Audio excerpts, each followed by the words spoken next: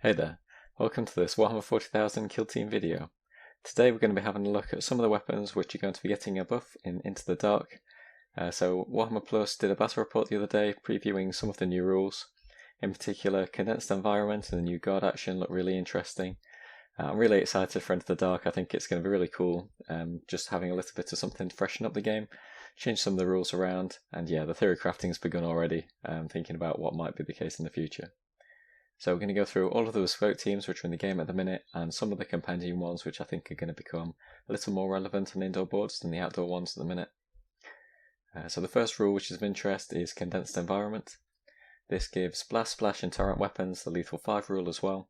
So this is really cool. It's going to make them more killy straight away. It's also going to make Splash trigger more often, throw more mortar wounds around. Rending and Stunning going to trigger more, as well as any other rules that would proc from criticals. There is a second bullet point to this Condensed Environment rule, which is saying that indirect weapons, if you want to use that indirect special rule, they go down to a 3-inch range. So your frag grenades, they might be getting lethal 5 now, but they're going to be shorter range potentially. And then the second rule we're going to have a look at is guard. So this is something which we've only seen half the text for so far, so we're speculating a little bit. But the assumption I'm making here is that we're going to treat it as something similar to the Phobos marksman track target ability. So it will be treated as some kind of Overwatch action. And then we're just going to have a little look at ploys, operative abilities and equipment, which just ignore the Overwatch penalty. So basically models which are going to be a bit better if they use the guard action. Okay, so let's start.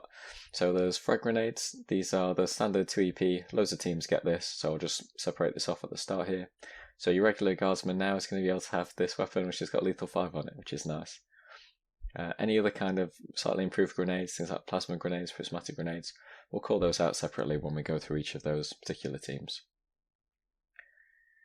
So Vet Guard get flamers.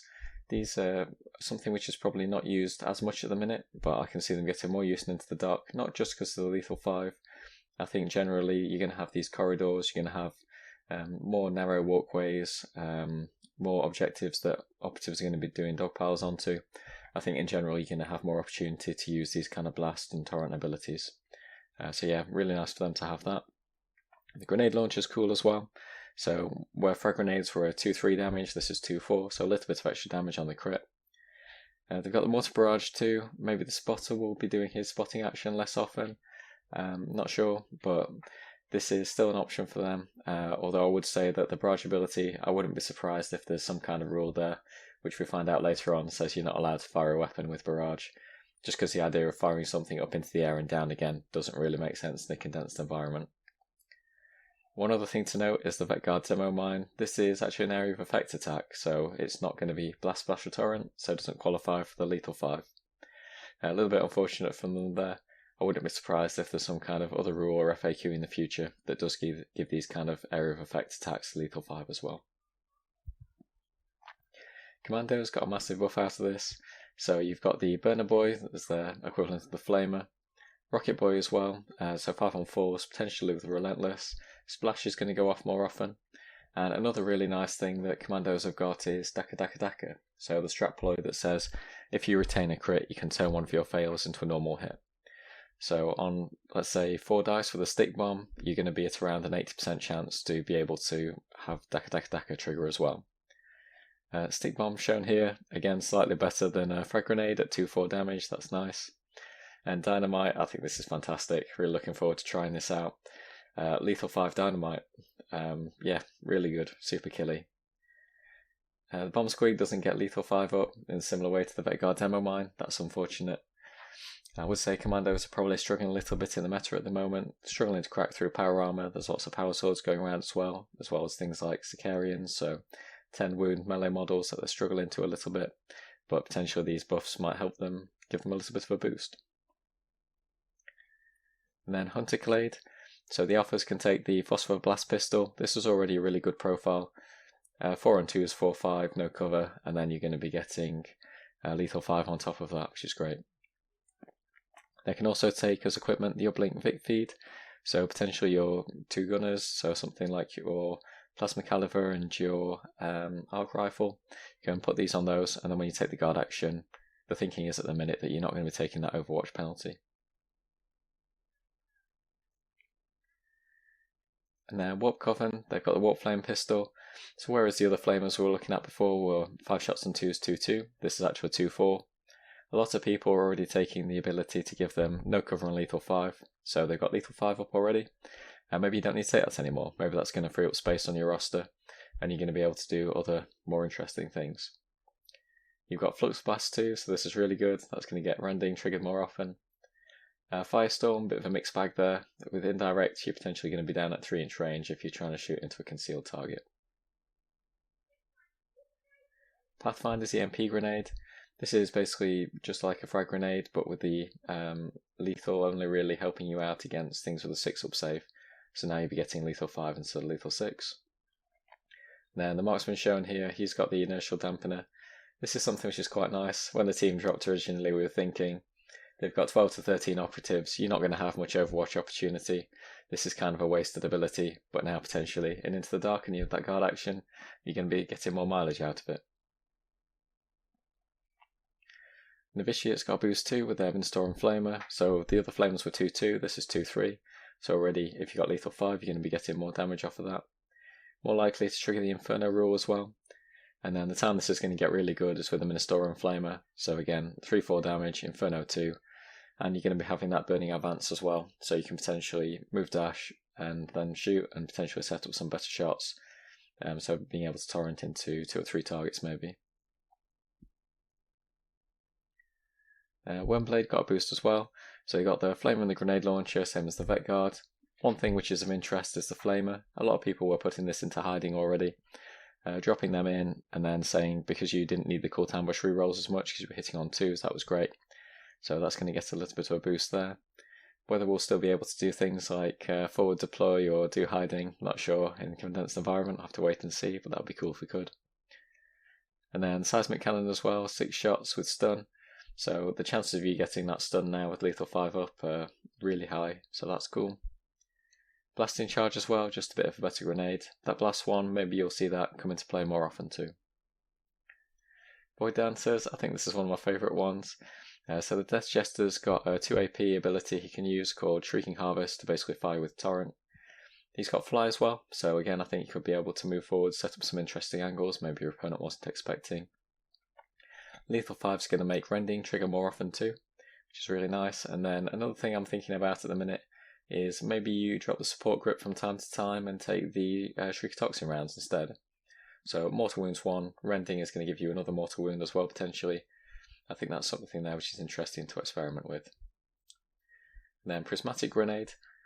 So this has got stun as well, so potentially move dash and throw this, maybe just 3 inches now, but still 12-inch flying threat range. If you potentially hit this into 2 or 3 guys, you're going to be 80% into each of those targets to try and stun them.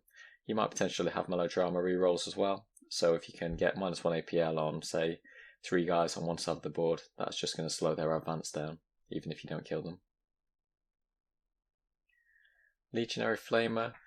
Probably less useful on them, you're probably taking other guns. The frag missile launcher is interesting. Not sure how much you'll use this over the heavy mortar or the Reaper chain cannon, but it's there if you want it. One thing which has improved a lot is the fireblast on the Bellfire Acolyte. So this has got splash 1, so that's going to be throwing mortals around. Potentially, if you don't kill the first target, when you go into the subsequent target, those mortals will just splash back into the first and finish them off. There's also the Nurgle strategic ploy, Implacable. So this is really nice. You can ignore that Overwatch penalty. I'm thinking things like your Nurgle Plasma Gunner if you're taking the kind of on-meta list. He's not going to be ignoring that when you do guard. And then another thing I've been thinking about is potentially using the -1 defense ploy within 3 inches. So something like take a Nurgle Melter Gun, move dash up onto a point, pop that tack ploy when you've got Implacable on as well. And then just wait till your opponent has to come within 3 inches of you to try and get on the point and you'll be able to shoot them off. Corsairs, so the Shredder and the Plasma Grenade got a nice buff. They've also got outcasts as well, so similar to the Orcs with dakka, that's going to trigger much more often. Potentially you could have something like a Plasma Grenade as some kind of aggressive play, so pop outcasts, send them off from the rest of your team, try and hit 2 or 3 enemies, and higher chance to kill now, from lethal 5 but also outcasts as well. Phobos, sad times for them. They're not really getting anything else, so they've got frag grenades, but the 2 demo mines aren't going to be getting lethal 5 from what we've seen so far. Yeah, hopefully that gets changed or they get something else in the future. Then the blooded, standard flaming grenade launcher, but the one which gets really cool now is the diabolyk bomb. So a lot of people were doing Gaze of the Gods into this guy. Yeah, trying to get that auto-retain crit to get splash going off more often. But now you might do that, but also do this lethal 5-up. So splash is going to go off loads. He's going to be super killy. Again, shorter range, down to that 3 inches indirect, but potentially pair him up with the comms for a 12-inch threat range. Another kind of edge case one is the trench sweeper, so you can put incendiary shells on him. That gives him blast. That's going to give him lethal 5 too. Not sure how often you'll use this, but yeah, again, might be of interest. And then the last of the scope teams, there's the Intercessors. So the hand flamer is basically the same as a regular flamer on them. They've also got the auxiliary grenade launcher, so again 4 damage on the crit, that's nice.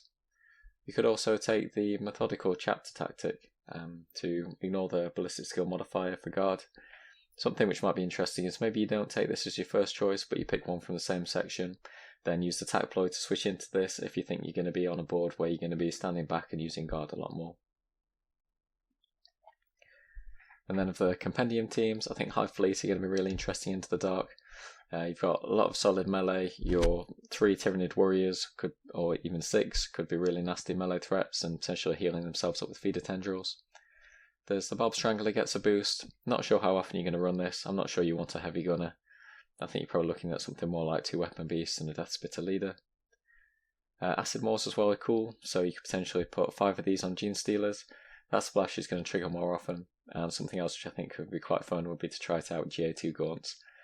Just having 2 guys go before your opponent can react and potentially kill off 1 or 2 things.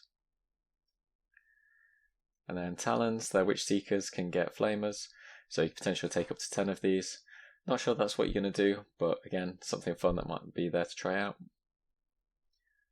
Death Guard, you've got the Flamer, which is again a little bit better, 3 damage crits, and then a heavy Flamer as well. And then Blight Grenades too, these are basically frag grenades with Ceaseless. So Ceaseless is going to reroll your 1s and potentially get you more lethal 5s there as well. It's really nice. Death Watch, you've got loads of Flamer weapons. The Hand Flamer here is not as good as the one on the Intercession kill team, so only 4 attacks instead of 5. But yeah, you've got Flamers and Combi Flamers as well that the other team don't get. There's the Infernus Heavy Bolter, so 6 attacks on 2s there with the Heavy Flamer profile. Could potentially put the Suspensor system on him as well to move and shoot it. The Missile Launcher, Frag Missile, I think that's okay. The thing I'm probably more interested in is the Frag Cannon. So 4 on 3 is 4-6 instead of 3-5, and that's not got a heavy special rule as well. I think that looks super killy. 4-6 with lethal 5, that just looks pretty nuts. And Deathwatch Shotgun, they've got a flame profile on that, so you might have some kind of flex here, where sometimes you're using the other ammo types and sometimes you'll want to use this Worm's Breath profile. And then the last one is Demons. I think these could be quite cool. 12 activations, you've got some very durable models, the potential for melee missiles in the shape of the blood letters. And Rancid Vomit here is, again, a slightly better flamer with a small torrent effect as well. And that's it. I hope you've enjoyed it, potentially found it useful. As I say, this is all theory crafting at the minute. I'm just very excited about Into the Dark and where it's going to go. So yeah, thanks for watching. I'll see you soon. Bye bye.